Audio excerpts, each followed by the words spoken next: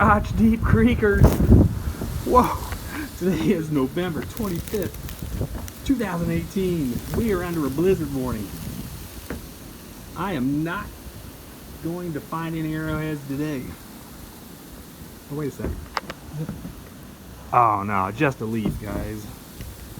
Dang it. Anyways, I guess the season is officially over.